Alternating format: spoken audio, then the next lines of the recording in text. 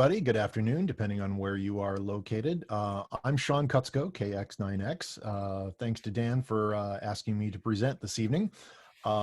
Quick introduction for those of you who don't know. I'm a former ARRL staffer. I worked at headquarters as the contest branch manager from 2007 to 2013 and was the ARRL media and public relations manager from 2013 to 2017.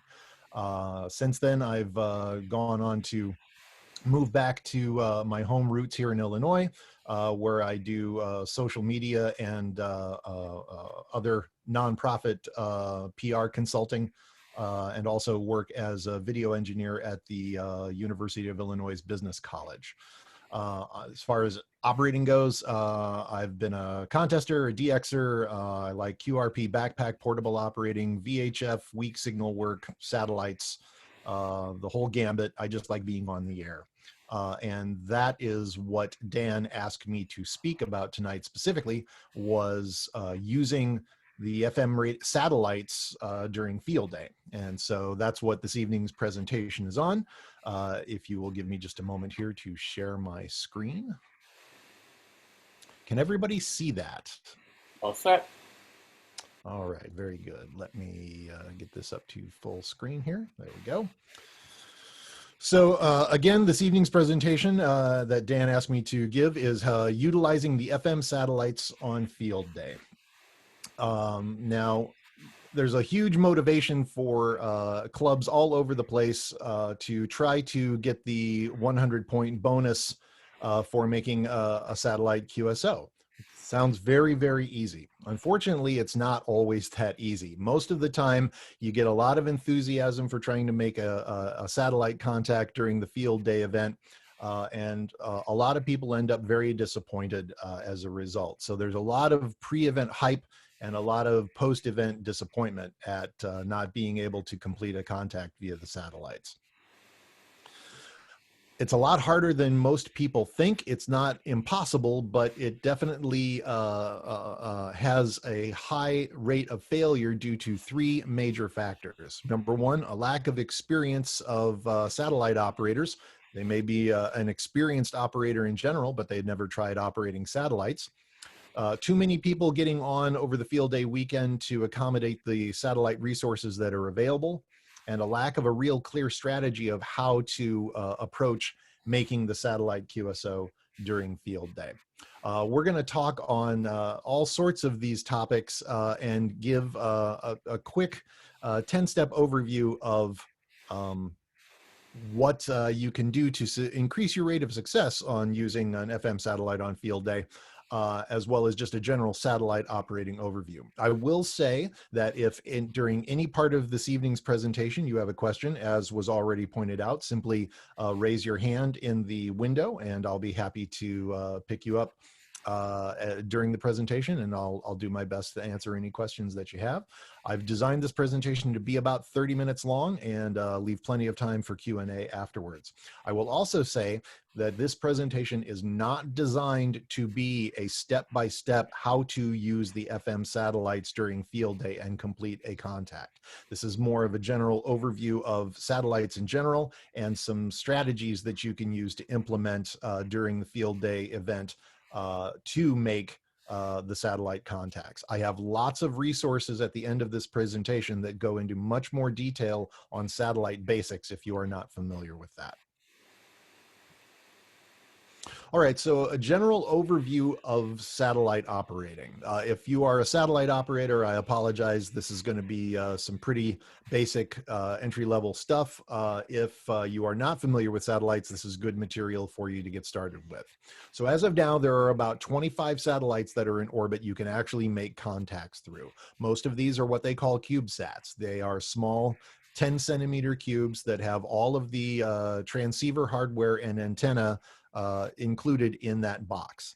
Most of these satellites are what they call low Earth orbit satellites. That means they are about approximately 500 kilometers above the surface of the Earth, and they come, they move across the sky very quickly due to that low Earth orbit. They're only above the horizon for about 15 minutes at a time on average.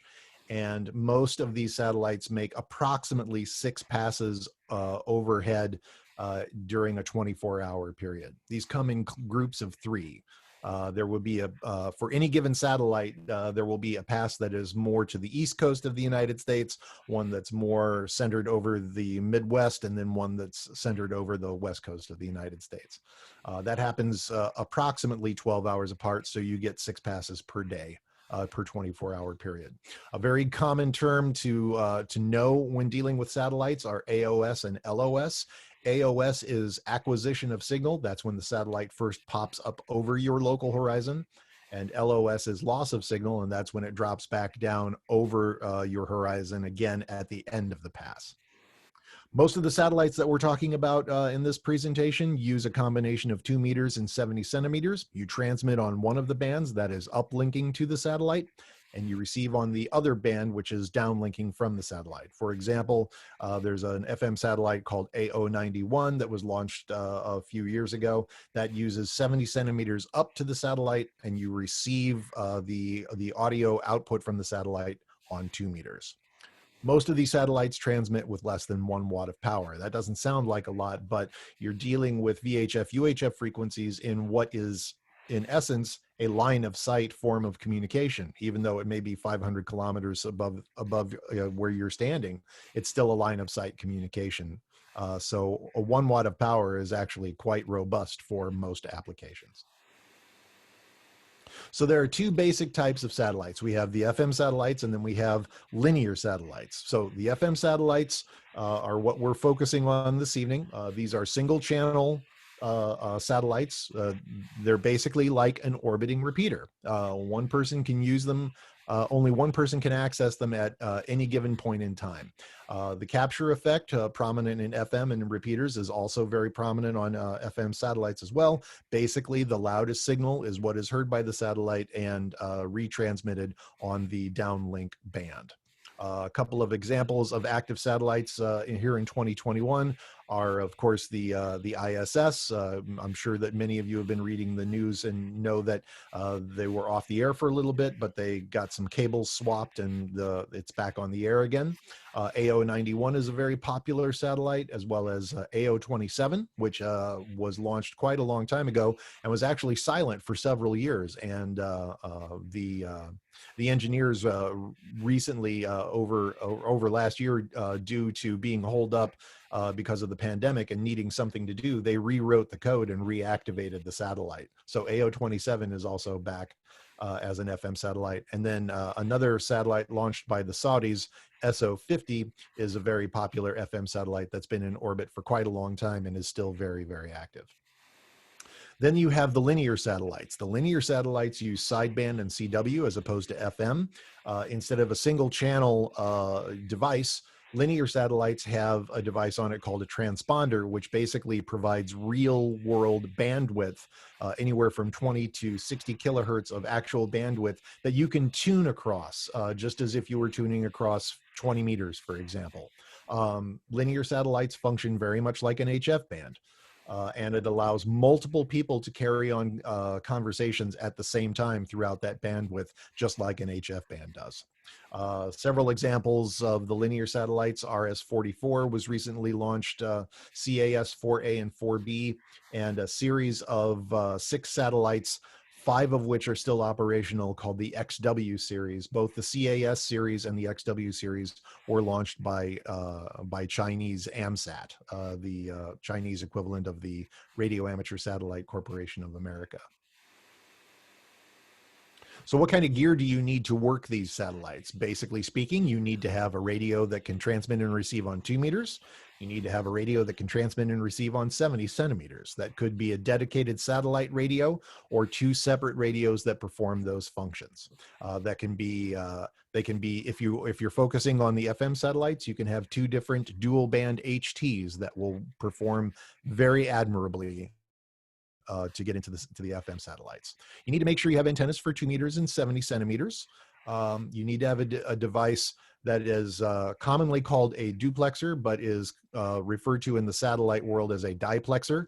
Basically, that acts as a filter to isolate your transmit and your receive bands to avoid a phenomenon called desense, which is basically just overloading the front end of your receive radio from your transmit radio because they are in such close proximity. You need to isolate those two bands to make sure that you don't interfere with yourself. You need to know when the satellite is going to be up overhead. So there's satellite tracking software that you can use on a laptop or a tablet, or you can get a smartphone app to track satellites as well. What is, a good station under a field day type environment that if you want to try to access the FM satellites over field day, probably a dedicated satellite radio such as the ICOM 910 or the 9700, and circularly polarized Yagis will certainly be a very formidable station. However, that's not to say that smaller stations won't work. There's a picture of me in the upper right hand corner using a dual band HT and a handheld antenna called an Arrow. I was using this on top of a parking garage in downtown London in 2018 in June, and was accessing several FM satellites using that very simple setup. It works very well. Or if you want, you can utilize horizontally or singular polarization antennas, such as seen in the photo in the lower right. That's K3RR's home setup that he has out on his back patio down in Texas. So that's a multi-element Yagi on the left is for 70 centimeters and on the right is for 2 meters. Both of those are horizontally polarized. That will work very well under most circumstances, but it's not as good as having a circularly polarized antenna would be. But that is certainly two good Yagis with gain will work very well under those circumstances. Any questions so far? Okay, very good. Continuing. So how do you track a satellite? As I mentioned briefly, there are a couple of software packages for tracking satellites. Dedicated software packages include SAT PC32 for the Windows platform and Mac Doppler for the Macintosh platform. SAT PC32 is kind of the gold standard for satellite tracking software. Not only does it track satellites' location, but it also has some nice features, including a rig interface and a rotor interface, so it will automatically track the satellite as it goes overhead from your location. If you don't have access to those types of devices, you can always download an app for your smartphone. There are a couple of good apps for the iPhone. There's one called GoSat Watch, which I have an image of on the right side of this slide. It is, to me, an exceptional app, and it does cost money. It costs about $10 for the app, but I find that it is worth it because of the bells and whistles that it offers, including real-time updating of satellite data, and some other features that make it very nice. If you're not willing or interested in spending that kind of money, there's another app for the iPhone called SatSat that does a very good job, but doesn't offer quite as many features as the GoSat Watch app does. If you're using an Android, there is an app called AMSat Droid that does an excellent job of tracking satellites and giving you a visual display of when satellites are going to be overhead. And there's also a nice app from the website Heavens Above that tracks all sorts of things, not just amateur radio satellites. If you don't have a smartphone, or you can always go to the web, the AMSat website. AMSat is the Radio Amateur Satellite Corporation of America. They are the primary backers of satellite operations in the United States. They have a website with a past predictions page where you can type in the satellite that you're interested in tracking, as well as your latitude and longitude, and it will give you past predictions for when that satellite is going to be up in your area. There's also a website called n2yo.com that provides real-time visual representation of when satellites are going to be overhead. And that also covers lots of satellites, not just amateur radio satellites. It covers commercial satellites, the ISS, all kinds of interesting things can be found on that website. So these are some of the basic ways to get information on tracking satellites and knowing when a satellite is going to be above the horizon in your location. So there are a few basic premises to keep in mind when you're operating satellites. One is called full duplex, which is the ability to hear yourself on the downlink from the satellite in real time as you are transmitting. There are some radios that offer this capability. If you're using an FM satellite and you're trying to do this with an HT, there are a couple of commercially available HTs that offer full duplex capability, but to the best of my knowledge, none are currently in production. The gold standard for a full duplex HT would be the Kenwood DHT72D. But unfortunately, Kenwood recently announced that they were discontinuing that product. So two separate dual band HTs is the way to go for making sure that you have full duplex capability when using a satellite. You can get by on FM satellites without using full duplex capability. If you have a single dual band HT, you can transmit on 2 meters, for example, and listen on 70 centimeters, but you won't be able to hear yourself in real time. And that puts you at a significant disadvantage, because without the full duplex capability, you have no way of knowing if you're actually making it all the way up to the satellite or not. So full duplex capability, giving you the ability to hear yourself in real time when you are transmitting coming off the downlink, is a critical component to success. Naturally, when you're dealing with a moving object on such high frequencies, you have to contend with the Doppler effect. Everybody's heard the train whistle go by in videos that you've seen on TV, or perhaps you've experienced that in real person, where the train goes by, the whistle decreases in pitch as it passes you. Satellites, you have to contend with the same thing. There you will notice some Doppler effect on 2 meters, but you will really notice it mostly on 70 centimeters. So as the satellite is progressing through its pass overhead, you will have to adjust your 70 centimeter frequency throughout the pass in order to maintain either your transmit frequency, if you are transmitting up to the satellite on 70 centimeters, or your receive frequency if your downlink is if the satellite has a 70 centimeter downlink. If you don't compensate for Doppler on 70 centimeters as the satellite is progressing, your transmit frequency will either no longer be in alignment with the satellite, or your receive frequency will no longer be in alignment, and you won't be able to hear things very well. Most satellites have 67 hertz tone in order to access the satellite. There are a couple that do not. So you want to make sure that you have that tone enabled on your transmit frequency when you're doing an FM pass. Your location is extremely important. Clear horizons are going to be the best. Buildings, other objects that get in the way are definitely going to limit your performance on the satellite. You will notice decreased performance even with a very leafy tree, especially on 70 centimeters. So if you're trying to receive a satellite through a big leafy tree, your receive is going to be down quite a bit. And if you're trying to transmit on 70 centimeters through a bunch of trees, your signal is going to not be as strong going into the satellite. So get your antennas up as high and away from any objects that can block the horizon as possible. If you're out in the country for field day, a nice clear park with no trees anywhere around is going to be your best bet. If you're in a more urban area, do what I did when I was in London and go up to the top of a parking garage. They work remarkably well. The cardinal rule of satellite operating. This goes all across the board. If you are not able to hear the satellite, please, please, please do not transmit. You may actually, even though you're not hearing the satellite, you may actually be able to make it into the satellite. And if you're transmitting, trying to hear yourself, you could unintentionally cause interference with other users of the satellite who are hearing it effectively and properly. So if you cannot hear any audio coming from the satellite, please do not transmit. So what kind of a satellite area, what kind of a coverage area do most satellites have? Every satellite has what they call a footprint, which is the area of coverage for satellite. You can see an example of that in the graphic here on the right. Any station that is within that circle, which is the satellite's footprint area of coverage, anybody within that circle can talk to anybody else that is within that circle. The outside of that circle represents the local horizon for where that satellite is at that point in time.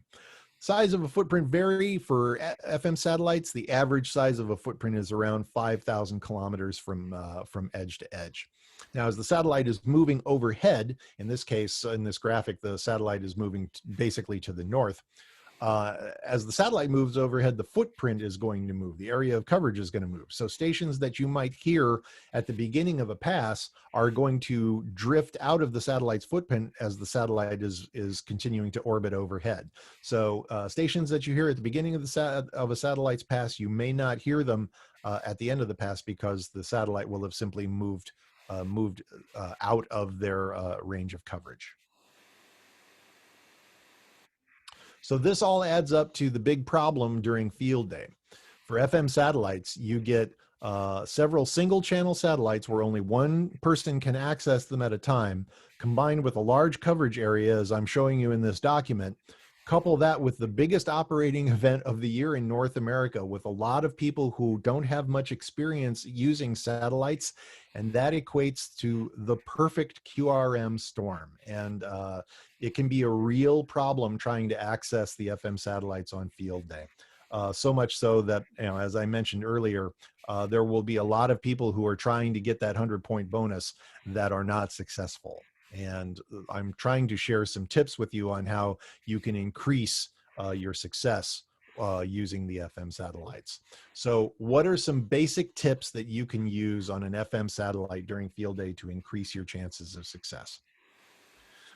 The first one is start practicing now. If you aren't familiar with using the FM satellites, you have a month to get more familiar with how the satellites function, what you need to do in order to access them, how to hear them, how to adjust for the Doppler effect as the satellite is passing overhead, working on, say, recording the satellite pass so you can go back and listen to it after the satellite passes over. Recording a satellite pass functions very well as a logging tool as well. So you've got about a month to get much more experience under your belt, as opposed to showing up at your field day site cold and not having a better understanding of what to do. So start practicing now.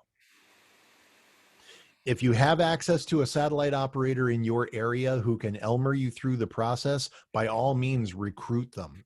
If you don't have access to an Elmer in your local area, reach out to neighboring clubs, reach out to some of the more regional clubs in your area, reach out to AMSAT, see if there is somebody with satellite experience in your area that would be willing to provide some tutelage and some guidance for your club so that you can have a better understanding of how the satellites work. I can give you lots of information over the web, but it's not going to be the same as having somebody show up at your site in person or at your club meeting in person and give you a live demonstration and show you in person how this works. So if you can find a satellite Elmer for your club, do it. One of the strategies is looking at late night passes, because they're going to have fewer users on it. Now, why would you want a satellite pass to have fewer users on it? Well, fewer users under these circumstances over field day weekend equates to less QRM. So if you have fewer users trying to access the satellite, and again, only one person can access the satellite at a time, anything you can do to reduce the signal to noise ratio in terms of users is going to be in your benefit. So if you're really, really keen on trying to get that 100-point bonus, consider operating one of the satellite passes very late or very early in the morning, because there will simply be fewer people trying to do it, and your rate of success increases as a result of that. Another good strategy is, if you live on the coast or near a coast, look for passes where the satellite is passing over the ocean, because you will have less land in that satellite's footprint if the satellite is passing over the Atlantic or the Pacific Ocean. And there again, you eliminate a whole bunch of users that have access to the satellite on that given pass. So it's the same thing as trying a late night pass. You're reducing your signal to noise ratio by reducing the number of people who have access to the resource. So those are two good strategies that you could consider for getting into the satellites on field day. There's no advantage to making more than one satellite QSO during field day. Once you make your satellite QSO, stop. because you've already earned your 100-point bonus. You will probably have a better rate on sideband or CW on the HF bands in terms of accruing more points than trying to stay and work more people on a satellite pass. So if you get your satellite pass completed and you actually make a contact, stop. You've succeeded in earning your 100-point bonus. Move on to something else that will give you more points in field day. That also frees up the satellite for other people who are in the exact same situation as you. They're just trying to make one contact. If you make your contact, congratulations, get out of the way so that other people can do the same thing. And again, like I mentioned earlier, if you cannot hear the satellite, don't transmit. It could be that you have something misprogrammed on your transmit frequency or misprogrammed on your receive frequency. You may have a problem with your antenna that you're not aware about. It could be any number of things that could be causing the issue. So, but again, you know, I know I've said this a whole bunch, but I cannot stress this enough. If you are not able to hear any audio from the satellite, please don't transmit, and take a look at your gear and see if you may have some sort of technical issue that that slipped by when you were getting everything set up. Again, reiterating the fact that a clear horizon is going to assist in your endeavors to work the satellites. I got real spoiled when I moved back here to Illinois because I ended up in flat farmland with no hills or mountains to speak of, and that's quite different than when I was out in Connecticut with some of the mountains out on the western part of the state. So if you can, anything you can do to raise your elevation or the elevation of your antennas and get out of the way of any buildings or trees or any other obstacles, anything you can do to clear your horizon is only going to increase your chances for success.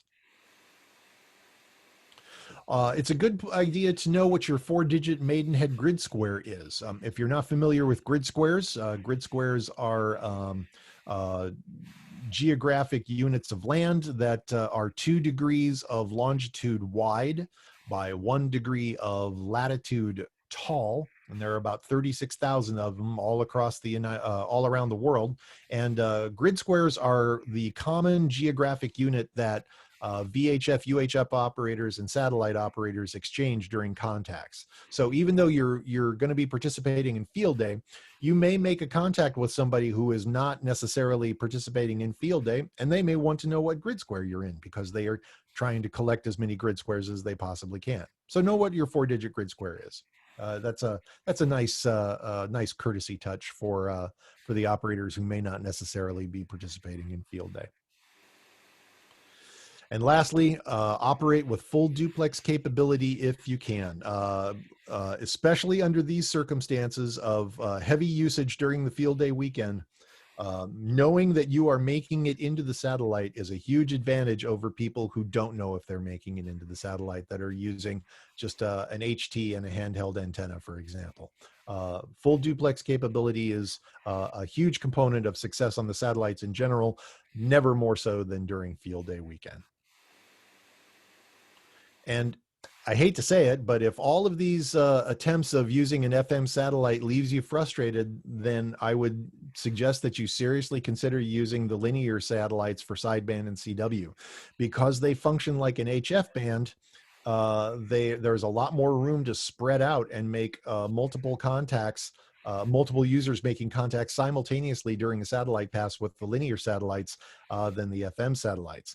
Now, the linear satellites are a couple of degrees more difficult to use because you have an actual range of bandwidth that you have to try to locate your transmitted signal through the downlink of the satellite. It's not a single channel device, so you have to tune through that bandwidth to try to find your own signal. So it's not as easy to use as the FM satellites. And I have some resources at the end of this presentation. If you're interested in learning more about how linear satellites function and how you might be able to utilize them, especially during the field day weekend, I've got some resources at the end of the presentation to help with that. So that's pretty much the end of this presentation. I've got some links here for Some of the resources that I was talking about, I would recommend anybody interested in satellites to make sure that they go to the AMSAT website. There is tons of information there, especially for beginners. I wrote an article in the June 2018 issue of QST about getting on the satellites for field day that covers much of the material that I just presented to you. I'll have these links available for download after the presentation is over, if that is desired. I do a lot of blogging and video work for DX Engineering, and I cover satellite operating techniques for DX Engineering's On All Bands blog. You can go search for my name as an author in the On All Bands page, and there will be lots of information there on operating satellites. I also did a 6-part video series for DX Engineering on getting started in satellites that covers both FM and linear satellites from the absolute beginning to advanced techniques on using the linear satellites. You can watch all 6 episodes on the DX Engineering YouTube channel. Again, go to YouTube and just search for KX9X DX Engineering, and you'll find links to all of those videos. And I also, at AMSAT's request, I also wrote a document on FM satellite best practices and etiquette. You can find that for download through that link on my presentation, or you can also search for that on the AMSAT website as well. Here's a frequency chart of the 6 most likely satellites that will be active for field day. I can provide a link to this as well, or if you like, you can take a screenshot of this and have these available at your resource. Each one of these satellites, I've got the uplink frequency as well as the downlink frequency. The 70 centimeter frequency for each of these satellites is listed in multiple channels, so that you can compensate for Doppler effects. So each one of the 70 centimeter frequencies corresponds to a specific part of the pass. AOS is, again, the beginning of the pass. LOS is at the end of the pass. So you can see how much your 70 centimeter frequency will shift during a 15-minute satellite pass. Most of these satellites are expected to be up during field day weekend. I did see a notification from ARIS that the ISS FM satellite might not be on. They might have switched back over to the Digipeater by the time field day weekend rolls around. So I would follow ARIS on the web very closely to see if the ISS is going to be active on FM or on the Digipeater. The Lilac Sat-2 satellite is only activated by schedule by the owners, and I have not seen any information as to whether or not Lilac Sat-2 is going to be operational for field day or not. Just in case it is, though, I made sure to include the frequency link for that satellite. There are a couple of other interesting quirks about some of these satellites.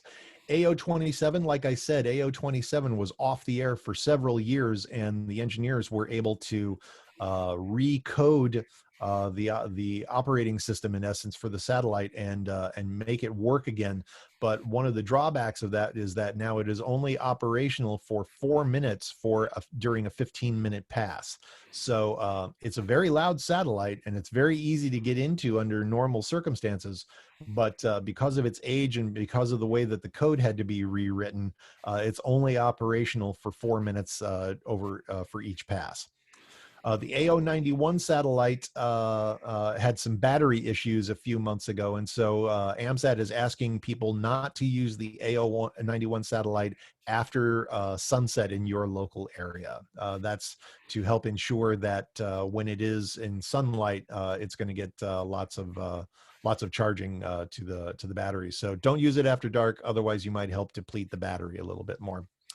But that is the quick and dirty satellite presentation for using the FM satellites during field day. I know that's kind of a lot of information to throw at you in a 30-minute presentation, but I wanted to make sure to give as many of the basics as I could possibly do in the time that I had.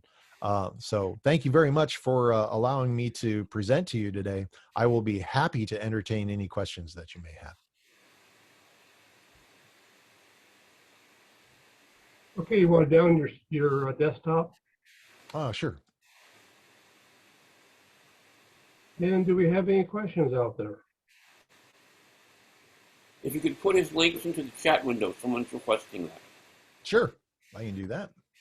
Hopefully, you will send me your presentation after this bill in PDF form or whatever, so I can include it and everybody get a copy of that. Okay, so do you want me to post the links in the chat window now or wait until, okay, I will do that.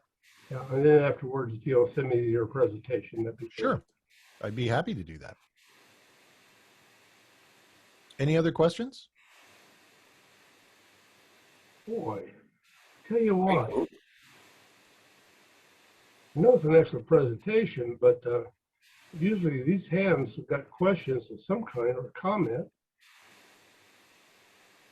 You really need the software to predict when the satellite's going to be available to you, correct? You're not going to make any contacts if you don't know when the satellite's going to be over your local horizon. Okay. On the HF side, the single sideband or what have you, the frequencies are listed on AMSAT, or the bands that they're working? Yes. So currently, all of the satellites that are in orbit only use VHF and UHF. There are no HF satellites that are currently in orbit. But all of those frequencies are listed on AMSAT. You can do a search on the AMSAT website for FM frequency summary or linear frequency summary, and those frequency listings are on the AMSAT website for every satellite that is currently in orbit. Thank you. You're welcome. I really appreciate this presentation. You boiled out all the super technical stuff to bore people. I have a question. Yes, sir. My name's Ken. I'm in Delaware. Ken? Just a quick question. I tried using two Bofang radios side by side with an arrow antenna, feeding them directly. It did not work. They completely desensed, so I couldn't hear anything as I was transmitting. Right. Have you found that to be the case with the better, say, the Japanese handhelds, that they don't desense?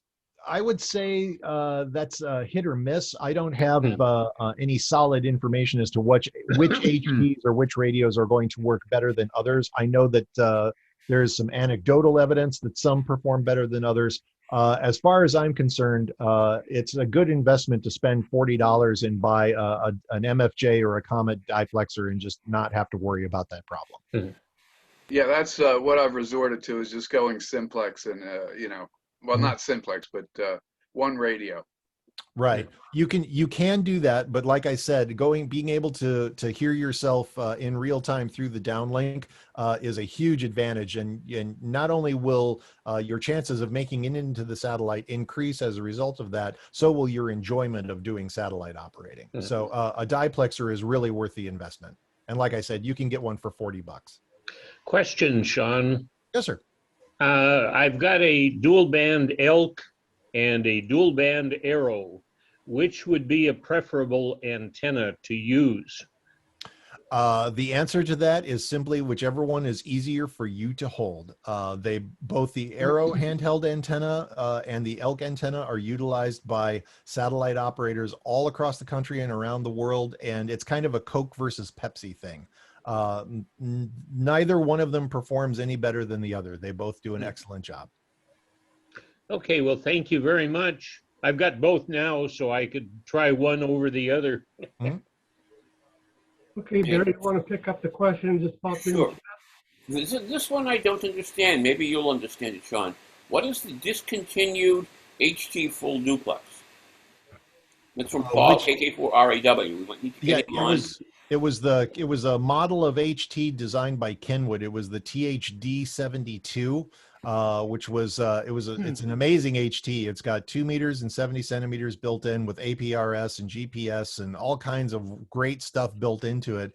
Unfortunately, the D74 came out recently, which was not a full duplex capable HT, and Kenwood has stopped making the D72. So I'm sure that that happened fairly recently. So if you're really interested in owning one, you might find one still on the shelf at one of the ham radio retailers.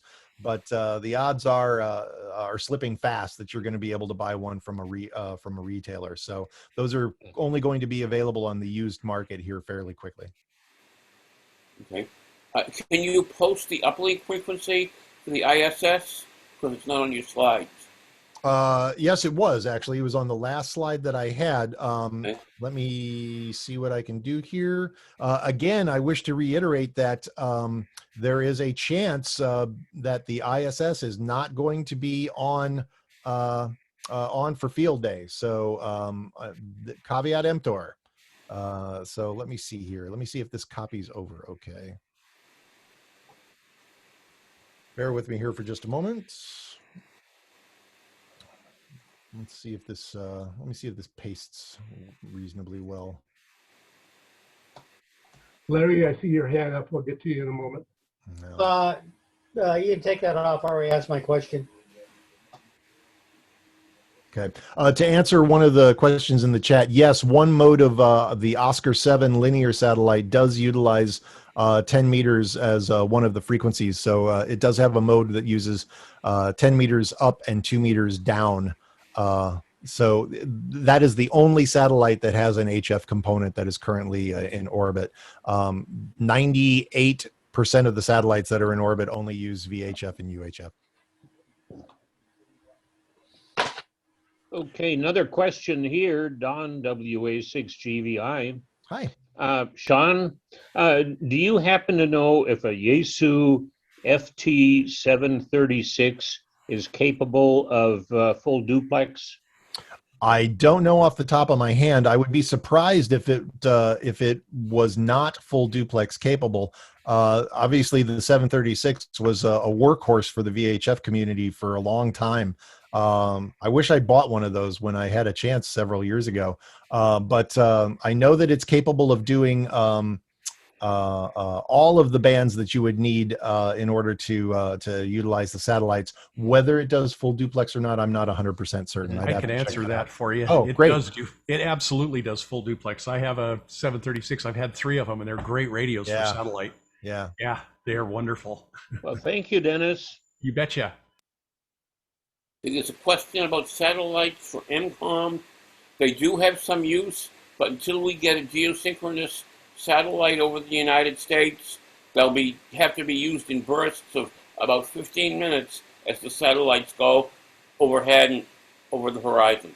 So Right. you have a very limited space to be able to use them in MCOM. That is an excellent point. I know that there have been some not life or death emergency situations that have been dealt with via satellite, but there have been a couple of satellite expeditions into extreme areas of Southwest Texas where the operators going to activate a very rare grid square got stuck. And the only means of communication that they had were the satellites that they were going to activate those rare grids for. So they called for help using the satellites that they were on the expedition for in the first place. But you know, if that's your only way to communicate, then yes, you can use them. But because they're only overhead for 15 minutes at a time, their hour-to-hour, day-to-day practical application is not strong. Thank you.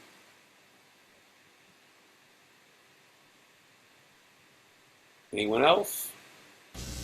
Yeah, wasn't there talk at one time of putting a stationary satellite up for AMSAT? Are they still pursuing that, or have they let that drop, or what? They are so the last long big orbit satellite that AMSAT launched was AO40 back in the early 2000s. That had a few engineering issues that caused the satellite to eventually fail, but it did function for nearly 3 years, and extreme long-range contacts were made through that satellite as a result.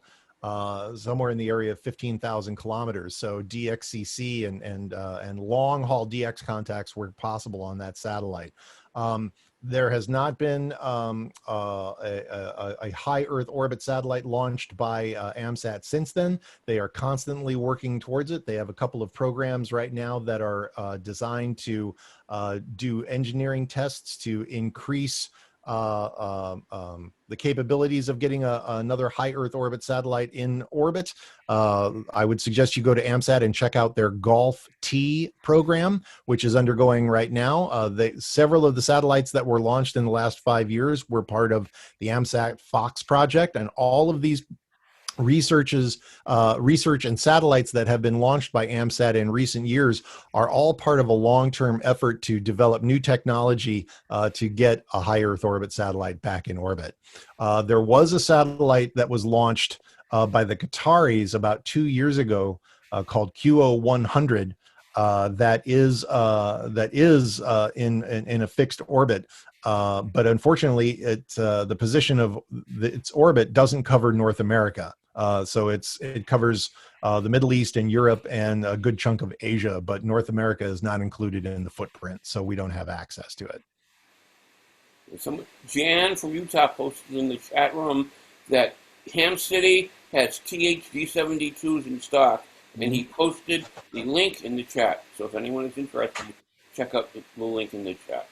They're wonderful radios. If you can get a handle on one, they're awesome. So I recommend that if you're seriously interested in them, go ahead and try to get one. They're great.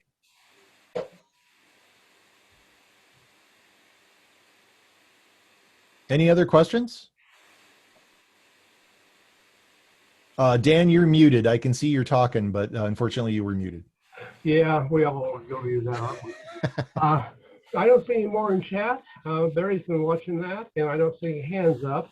It's been a good presentation, but let me take a break here. Is there any more comments or questions? Anything? Got answers? I'd like to go ahead. So the D74 is not full duplex. That is correct. Okay. Thanks. Sure. But the D72 is a wonderful radio, if you can find one. It's worth every penny. It's great.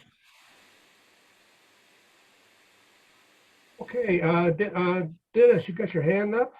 Yeah, I just wanted to thank Sean for a great presentation. That was fantastic. Appreciate it. Some great information. Hopefully everybody will benefit from that. And it's a lot of fun to do satellites on field day, having done that many times in the past.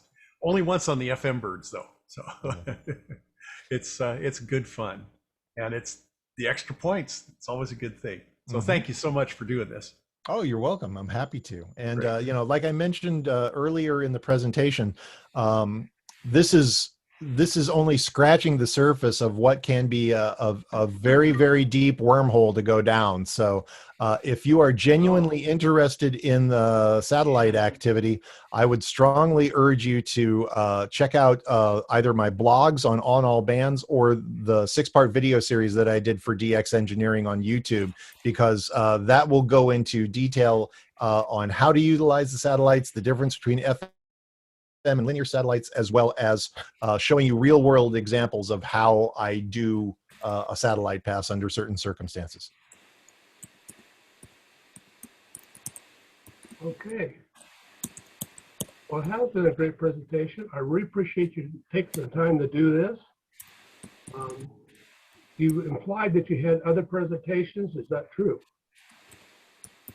I'm certainly open to talking about anything operating related. I am not the most technical amateur radio operator, but I certainly enjoy getting on the air and just having fun with amateur radio. So if you're interested in other topics like that, I'd be more than happy to talk about it. Okay. If you come up with one you're comfortable with, give us a shout, and I'll put it across our committee. Right now, we're filling up our calendar for July, and so. You know, it's like to get some. You're a very good speaker, and like to have you back if you can. Oh, that would be great. Thank you very much. Thank you. Okay, are there any more? Okay, if you'll send me that presentation afterwards, I appreciate it, and I'm going to pull the plug now and let everybody go. Everybody have a good long weekend coming up. Thank you all. 73s to all. 7-3. Thanks, Sean. Thanks, Dan. Well, Thanks, everybody. Thanks, Dan. Dan. Good night, everyone. Thanks. Have a nice weekend. Bye, everybody. Thank you. It was a great presentation. I enjoyed it. We're close to 50. So want to check back in after I close this out, or welcome to do so. I'll leave this up for a while. So you can 73s, everyone.